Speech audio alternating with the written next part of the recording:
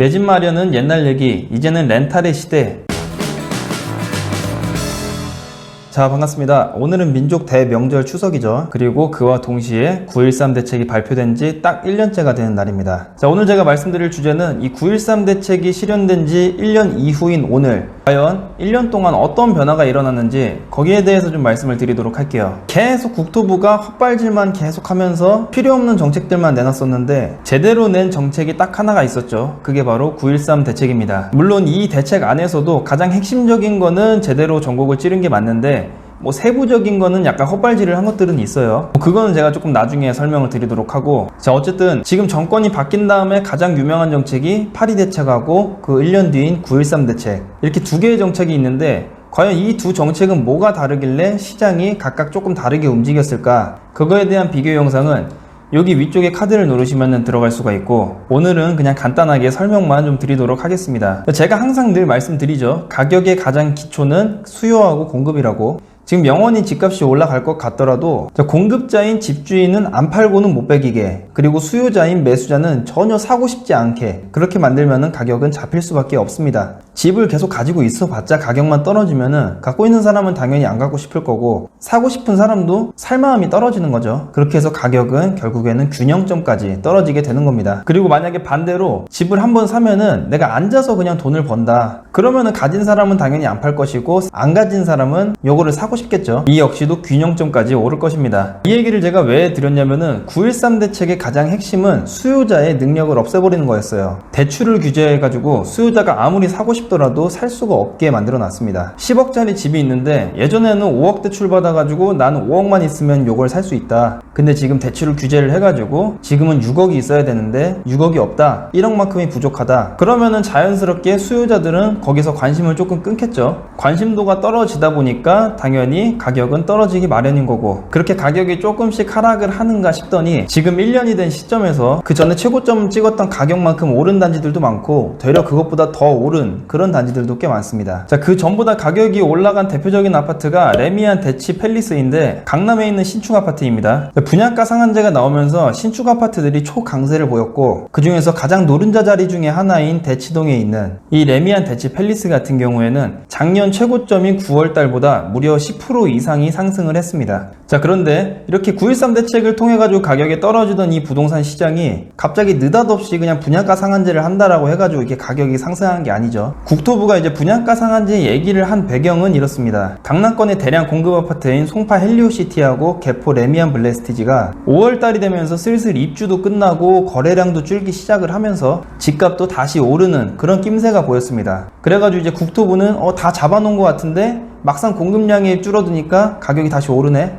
거기서 이제 불안함을 조금 느낀 거죠. 그리고 당연히 가만히 있을 수가 없으니까 노무현 정권 때 했던 가장 마지막 카드인 분양가 상한제 카드를 쓰기로 이제 내부적으로 결정을 한 거죠. 그러나 예전하고 마찬가지로 똑같이 헛발질을 했습니다. 뭐 저를 포함한 많은 전문가들이 얘기를 했습니다. 공급량은 줄어들 거다, 그리고 가격은 오를 것이고 분양가 상한제로 인해서 분양가가 떨어지다 보니까 수요가 막 급증을 해가지고 투기판이 될 거다, 그리고 투기판이 되면은 당연히 거래량도 늘고 뭐 가격도 상승하고 할 거다, 이렇게 경고를 했는데도 불구하고 8월 12일 날에 강행을 했죠. 그리고 그 발표와 동시에 신축 아파트들이 가파른 상승이 이어졌습니다. 자, 거래량은 집값하고 굉장히 밀접한 관련이 있다고 지난번에 말씀을 드린 적이 있는데, 실제로 9.13 대책 5개월 뒤인 2019년도 2월달은 2013년 7월 이후에 거의 7년 만에 최저 거래량으로 이제 많은 사람들이 희망을 봤는데, 그로부터 4개월 뒤인 6월달에 2월에 비해 3배나 많은 거래량을 보이면서 가격이 다 회복을 했죠. 자, 그러면은 정부 같은 경우에는 9.13 대책을 잘 써놓고선 왜 다시 한번 헛발질을 해가지고 이 기회를 놓친 것일까요? 시장이라는 것은 뭐 주식 시장도 마찬가지고 이런 부동산 시장도 마찬가지고 사람의 심리가 굉장히 크게 이 현장을 좌우합니다. 그렇기 때문에 그냥 9.13 대책에 연장해가지고 조금 더 의미 있는 정책을 내놨으면은 확실히 가격을 조금 잡아놓고 갔을 텐데 도대체 무엇 때문에 가격이 오른 것일까요? 자, 이를 알기 위해서는 현 정부의 성격을 조금 파악할 필요가 있습니다. 자, 이번 정부의 지지층은 젊은 층하고 상대적으로 부유하지 못한 사람들이죠. 그래서 민주노총이나 한노총 그리고 전교조 같은 그런 시민연대하고 긴밀한 관계를 유지하면서 정치를 합니다. 그들이 원하는 거는 시장의 안정이 절대로 아니에요. 권력을 유지하는 게 그들의 가장 큰 시나리오인데, 뭐 시장을 안정을 시키면 권력이 유지가 되고 뭐 이런 게 있겠죠. 근데 시장을 안정시키려고 무언가를 하는 게 아니라 권력을 유지하기 위해서 시장을 안정을 시키는 겁니다. 자, 그러다 보니까 선행이 이 권력을 유지하는 거죠. 시장을 안정시키는 것보다. 자, 그럼 이 사람들의 이제 방향이 어떻게 되는지를 봐야 돼요. 자, 여러분들 혹시 언더도그마라는 얘기를 아십니까? 자, 쉽게 설명하자면은 부자는 나쁘고 탐욕스러운 사람, 그리고 돈이 없는 가난한 사람은 착하고 불쌍한 사람, 이런 식으로 프레임을 씌우는 것 자체가 언더도그마입니다. 자, 이 현상은 뭐 우리나라에서만 보는 게 아니라 세계적으로 많은 곳에서 볼 수가 있죠. 우리나라 전래동화에서도 많이 나옵니다. 대표적인 예시가 흥부놀부죠. 놀부는 부자의 탐욕스럽고 나쁜 사람이고, 흥부는 착하고 성실하고 불쌍하고 그리고 가난한 사람이고, 그래서 결국에는 이 가난한 흥부가 박씨를 통해서 놀부를 이겨버리는 뭐 그런 이야기죠. 이런 이야기가 이제 나올 수밖에 없는 게, 부자는 원래 극소수고 가난한 사람은 절대 다수죠. 그래서 이쪽 무리에서 돈 많은 사람들은 나쁜 사람이고 못된 사람이고 탐욕스러운 사람이고 게으른 사람이다, 이런 식으로 하면서 이제 정신적으로 자위를 하는 거고, 이런 것들을 이용해 가지고 이제 돈을 버는 사람들이 일부 예술가들이죠. 그리고 현 정부는 이를 굉장히 적극적으로 이용을 합니다. 뭐 돈이 많은 재건축 조합원들이나 다주택자 같은 경우에는 자기 이익밖에 모르는 그런 엄청난 악덕으로 정부에서 묘사를 하죠. 돈 많은 재건축 조합원들이나 다주택자들은 악덕이고, 무주택자 같은 경우에는 선량한 서민이고. 자, 그런데 이 현상을 이용하는 게 왜 문제냐, 왜 부동산 얘기를 하는데 자꾸 정치 얘기를 하냐. 자, 부동산에 기본적으로 관심이 조금 덜한 그런 서민들 같은 경우에는 이 부자들한테 세금을 받는다라고 하면 엄청나게 환호를 합니다. 근데 그건 뭐 저 같은 경우도 마찬가지죠. 뭐 어디서 막 돈을 싹 쓸어가지고 우리들한테 나눠준다라고 하면은 안 좋아할 사람이 없어요. 그런데 그게 결국에는 전체적으로 피해를 보기 때문에 그냥 논리적이고 이성적으로 생각하는 사람들은 자기한테 돈을 준다고 해도 안 좋아하는 거지, 자기한테 돈 준다는 걸 싫어하는 사람이 없어요. 그런데 이 일부 사람들 같은 경우에는, 이 일부 지지층 같은 경우에는 부자들한테 돈을 뺏어가지고 복지를 하라라고 그렇게 강하게 주장을 합니다. 자, 근데 이게 과연 올바른 건지 제가 간단한 예시를 통해서 말씀을 드리도록 할게요. 자, 기본적으로 부동산 시장이 괜찮을 때 그때 부자들한테 세금을 늘린다. 그러면 그 세금은 고스란히 서민들한테 전가가 됩니다. 예를 들어가지고 월세 50만원을 받는 그런 집에다가 세금을 매월 10만원씩 때린다라고 하면은 이 집주인이 50만원에서 10만원 세금 내고 40만원만 가져가는 게 아니라 세입자가 60만원을 내게 돼 있어요. 그냥 세금 걷는 만큼 그냥 더 올려버리는 거죠. 아주 단기적으로 보면은 부자들이 40만원씩 가져가는 게 맞지만, 그 계약 기간이 끝나고 그 다음번부터는 그냥 쫙 늘려가지고 60만원씩 받습니다. 그런데 이 이후의 일들은 안 보고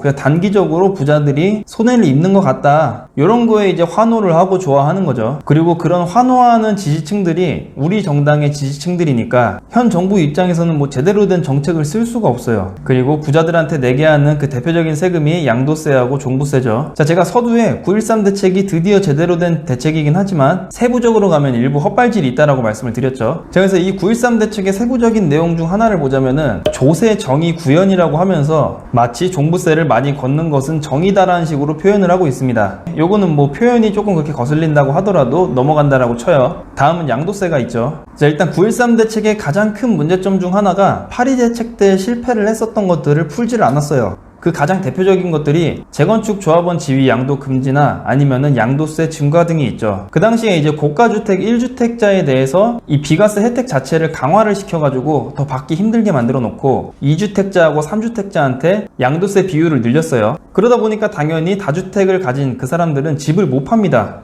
뭐 팔아봤자 다 세금이니까 뭐 팔 필요가 없는 거예요. 이 고가주택 장기보유 특별공제 같은 경우에도 2년을 무조건 거주를 해야지 혜택을 받을 수 있도록 강화를 한 것인데, 언뜻 보면은 부자들만 쏙쏙쏙쏙 골라가지고 세금을 매기게 하는 그런 부자세로 비칠 수가 있고, 그런 부자세로 비치기 때문에 서민들은 당연히 환호를 하죠. 근데 이제 실상을 보면은 뭐 헬리오시티라든지 개포 레미안 블레스티라든지 이런 곳에서 물량이 많이 나왔어야 되는데 많이 나오질 못했습니다. 공급량이 현저히 적었다는 뜻이에요. 자, 2년을 무조건 살아야지 세금적으로 혜택을 준다라고 하니까 다른 곳에 살 계획이 있어도 그냥 요곳에서 산 겁니다. 어차피 2년 살 거면 가장 새 집인 상태에서 2년을 사는 건데, 그러다 보니까 당연히 전세 물량이 줄어들죠. 집주인들이 다 자기 집으로만 들어오니까 전세 물량이 줄어들 수밖에 없고, 전세 물량이 줄어드니까 전세 가격은 상승을 하고, 전세 가격이 상승을 하니까 이 매매하고 갭이 줄어들기 때문에 매매 가격까지 상승을 합니다. 자, 근데 이런 현상에 대해서 가끔씩 폭락론자인 그런 유튜브들은 이런 얘기를 해요. 헬리오시티 때 뭐 공급 대란이라고 표현을 하면서 네이버 매물에 올라온 매물만 뭐 6,000개 7,000개 된다, 굉장히 어이없는 얘기인데, 헬리오시티건 뭐 개포 레미안 블레스티지건 주변에 부동산이 굉장히 많죠. 똑같은 똑같은 집에 대해서 여러 부동산이 올립니다. 그러니까 죄다 중복 물건이기 때문에 겹치는 걸 제외하고는 물량이 실제로 그렇게 많지 않았어요. 자, 이렇듯 다주택자들이 그리고 고가주택을 가진 사람들이 조금 자기 거를 팔면서 공급량이 쫙 쏟아져야 되는데 여러 가지 세금적인 이유 때문에 팔지를 못하게 되니까 가격이 다시 상승을 한 겁니다. 자, 올 상반기를 돌아보면은 부동산 시장이 꽤나 냉랭했어요. 아까 제가 말씀드렸죠. 7년 만에 최저의 거래량을 보였다고. 자, 일단 양도세 때문에 공급자들은 자기들의 물건을 내놓는 것 자체가 굉장히 부담이에요. 그리고 수요자들 같은 경우에도 대출 규제 때문에 능력이 상실을 해가지고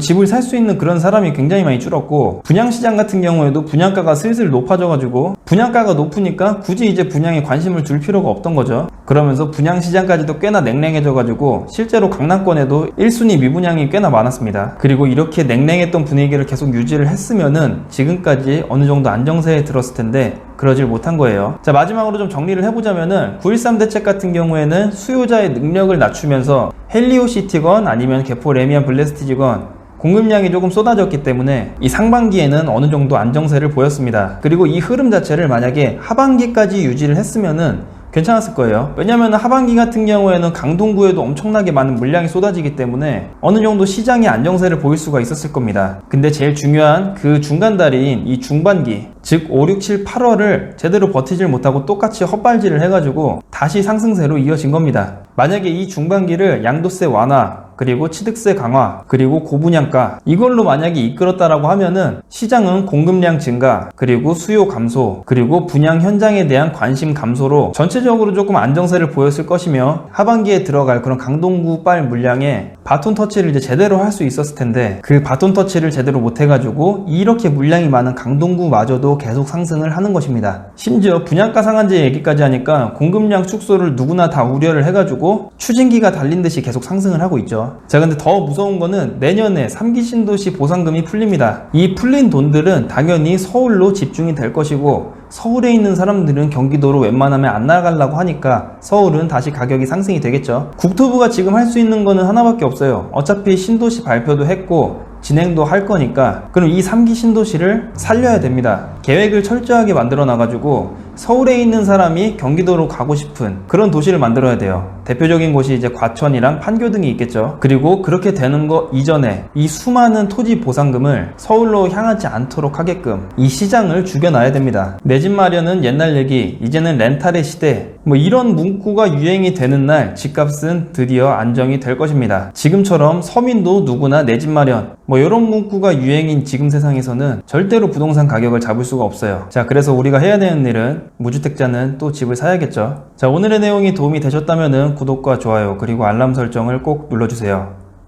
감사합니다.